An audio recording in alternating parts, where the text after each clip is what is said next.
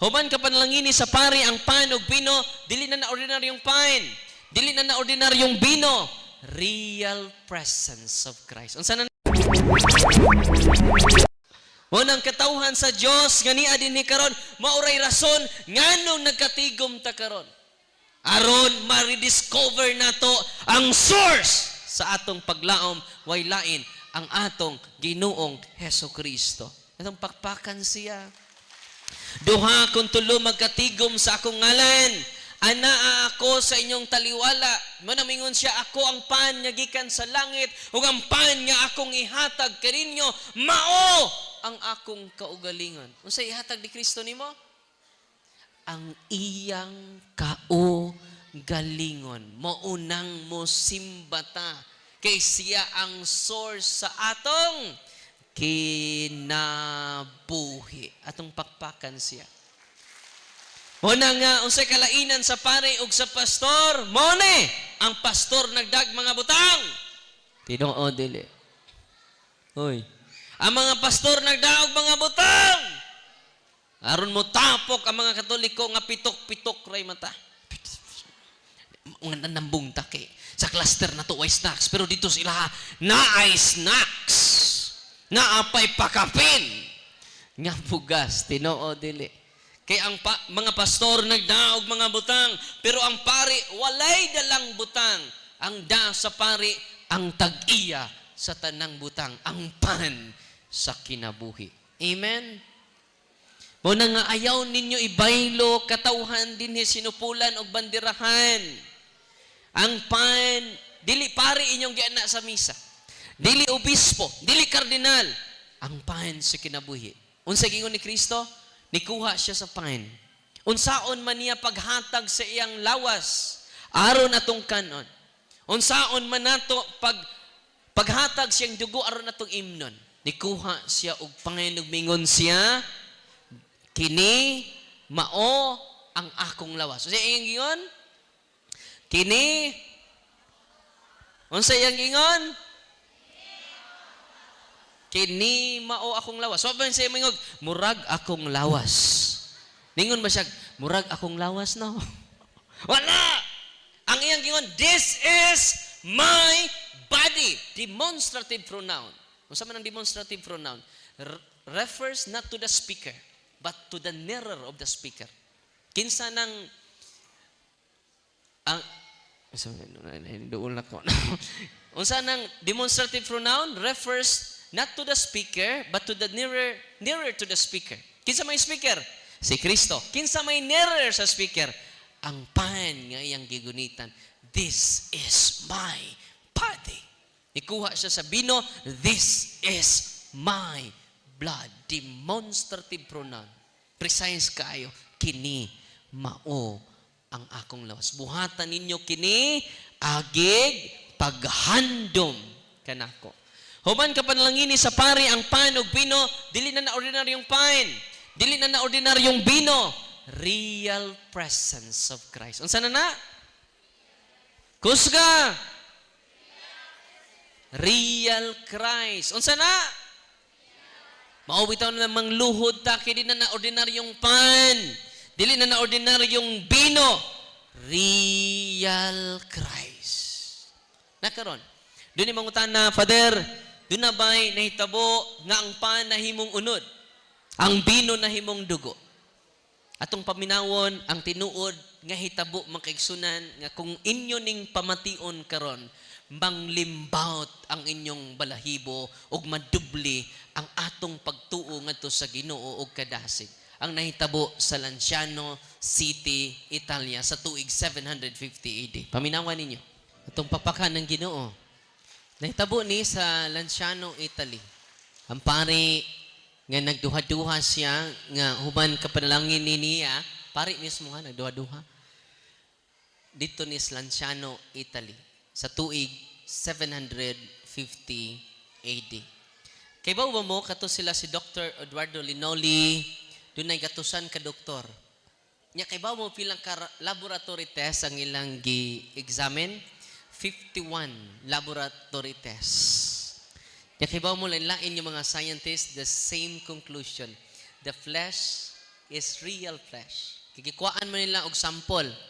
Katong ustiyas nga nahimong unod. Katong bino nga nahimong dugo. The flesh is real flesh. Consistent kayo. Different scientists. The same ra nga sample ang ilang gi-examine. It is real flesh. The flesh is real flesh. The blood is real blood. Therefore, after consecration, real Christ. Atong pakpakan ang Ginoo. Kung masayod ang bagang duot nga katawhan niini, maningkamot sila makasimba. Nga naman, dili pari ilang gianha, dili ang choir ilang gianha, kundili ang pain sa kinabuhi. Ug ang pain nga akong ihatag kaninyo, mao ang akong unod. Amen? Amen na, Lola? Amen. Atong pakpakan ang Ginoo. Wa pa jud masatisfy ang mga scientists. Ila pa yung gi-search asa dapit nga bahin sa lawas sa tao katong unod ni Kristo. Masyak mo. Kay dunay left ventricle, dunay right ventricle. It is part of the heart. Wow.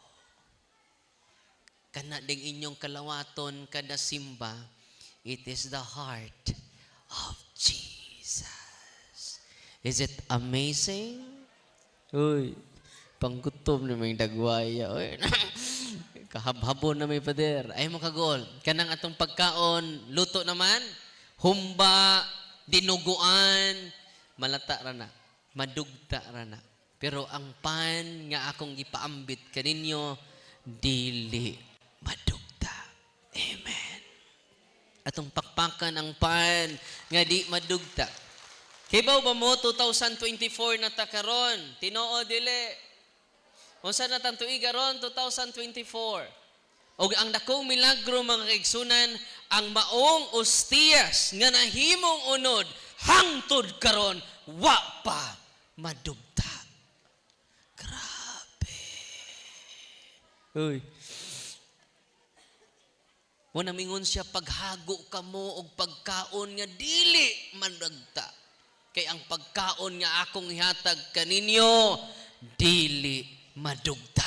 Atong pagpakan ang atong Ginoong Hesukristo nga tinuod ang iyang gisulti. Nagduha-duha mo sa akong gisulti, i-search na inig-uli ninyo. I-Google. Ingon pong lula, kung sa'y Google, Father? Gulgul ramanig manok. Aron mo dubli pa ang inyong pagsalig sa Ginoo diha sa iyang simbahan. Atong papakan ang iyang simbahan nga iyang gipakamatyan o iyang gitukod.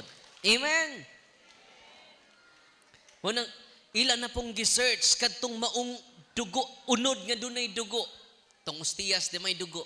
Munang di na mo apil og inom sa chales. Father, no, akong uyuan nga palahubog kaya, Father. Wa jugo ka inom anang chalice no. Ay kaguol toy daghang bumpo dito. Sa kumbinto na. Hutda to. Para matagbaw ka. Kana ding atong ikalawat buhi naman na ng Kristo. Kadung ostiyas nga dunay dugo ilang gikwaan sa dugo. Imagine na ka, living flesh man na. Kana ding karnis baboy bisag patay na. Doon na magapoy dugo. Tinoo dili nga patay na ganina. Samot na nahuman sa consecration sa pare, living flesh. Buhi kana nga lawas. Ang buhi nga lawas, doon na nay, dugo. Ilang gikuha makaigsunan. Kay bawo mo, ang white blood tissues. Paminaw mo, naglihok pa. Uy. Ang mga scientists ingon na, ang white blood tissues, naglihok pa. Meaning to say, it is real flesh and living flesh. Amen. Asa dapita ang flesh, it is part of the heart because the heart is the source of life of human being. Without the heart, kundi na mo pitik ang imong kasing-kasing, buhi pagkapatay na. Hoy, kung di na mo pitik ang atong kasing-kasing, kantahan na ka sa choir, pahulay nga dayon ni hatag ni. Ano man, ang source sa to kinabuhi ang kasing-kasing ug ang unod ni Kristo, kasing-kasing ni Kristo. kay siya man ang kinabuhi sa kalibutan. Amen. Atong pakpakan ang Ginoo. Katauhan sa Dios kani adin ni karon, kugi kita sa pagsimba kay siya man ang kinabuhi natong tanan.